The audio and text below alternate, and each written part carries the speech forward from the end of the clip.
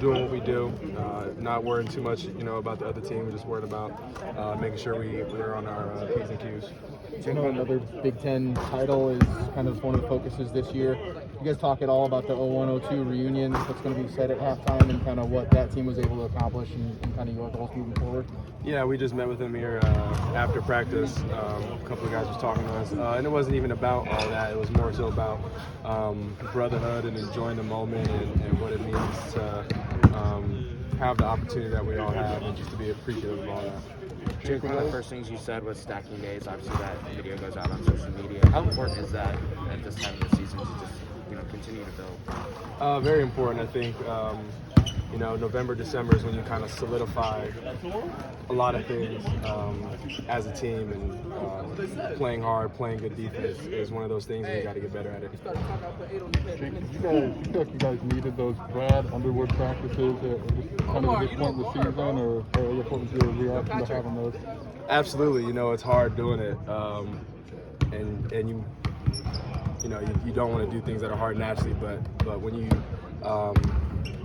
accomplish something and get over a hump of something that's hard, it's a bonding experience for all of us in the locker room after going through something hard and challenging, but we accomplished it together.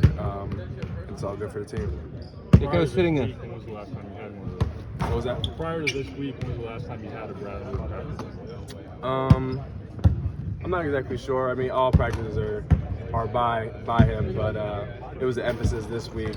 We've been having, our injuries and our sicknesses and whatnot, so we're back to it now. Speaking of injuries, I was a couple of feet away from you when that blood started pouring out of your head, and you said to the other guys, "I'm bleeding." So did you not feel it? Did you not? You got 3 stitches up there. Yeah, I was just in the moment of the game. I was getting up, and they told me to lay back down, and I asked if it was a bump or if it was bleeding. They said it was bleeding, but I'm all good now. And I'm tough. I'm pretty tough. Yeah. And Paul Schmidt got you back in the game without missing a beat. How did he do that? That's amazing. Paul did his thing, put the bandage on it, wrapped it up, slapped it, and I got back in. All right.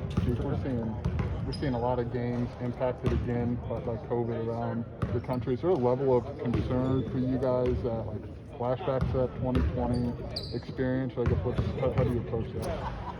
There's some flashbacks, definitely. God willing, it ends up okay. I wouldn't say it's a focus of ours. That there's just too many things to think about that. So I'm just staying focused on the game plan, just making sure we execute, and hopefully it steers this course. Got an unusual one for you. Before the Arizona game, they had a guy play the violin, play the national anthem. Mm-hmm. Did you watch it? What did you think about his performance? Well, I actually been playing the violin since I was 3 years old. Seriously? I haven't played since high school, but I really appreciated it because I could tell how hard it was, all the vibratos and whatnot. But that was a tough performance. I'm not gonna lie. Probably the best national anthem I've heard. Yeah. Perfect. Checking out, we're talking with you and Alfonso today, but just as transfers, is that a leap of faith, maybe to leave a place where you've been comfortable and go somewhere new, hoping for the best? Transferring? Yeah. Definitely a leap of faith. You never know if the grass is going to be greener or not. I'm sure there are people who transfer and don't find as much success as they hoped.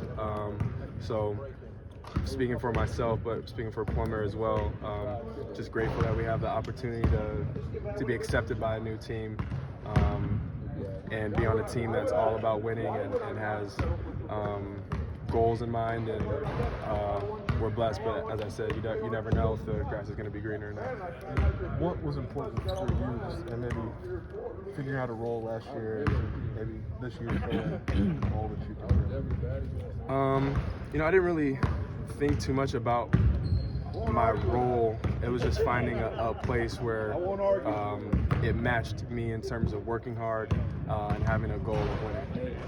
And that was the biggest thing. And I could tell by talking to the coaching staff, who's not here now, but Coach Underwood, it was just a mutual feeling of an understanding of what the goal was. I guess Alfonso, is he kind of picture perfect of what a guy could change for a team in 1 year? Maybe, I don't follow the transfer portal and who's being successful or not. But Plum's doing his thing, shooting the ball well. He's been impactful for us, and I hope it continues on. Follow up on the violin. Do you ever wish you were still playing it? I can still play it, but I just don't have time to do it. But beautiful instrument. Favorite pieces? Dance of the Nights. I forget who it's by, but that's a dope piece. Okay. Thanks, Jake. Cool. Appreciate y'all. Thanks a lot.